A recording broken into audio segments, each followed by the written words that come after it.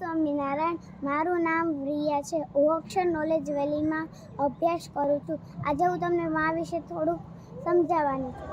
માતાનો પ્રેમ પોતાના સંતાન પ્રત્યે અમૂલ્ય હોય છે. પછી તે 8 બાળકની માતા હોય કે એકના એક સંતાનની માતા માને તો એનું લૂલું બાળક પણ ગુલાબના ખીલેલા ગોટા જેવું હોય છે. માતાના વાત્સલ્યનું ઝરણું અખૂટપણે વહ્યા જ કરે છે.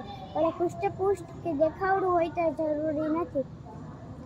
માતાને ઈશ્વરે ઘડીને હાથ ધોઈ નાખ્યા છે એમ કહે તો જરાય ખોટું નથી. પીડા પામું પંડે કાજે સ્વાદ તો તે અને સુખ માટે કટુ કોન ખાતું મહાહેતવાળી દયાળી જ માતું.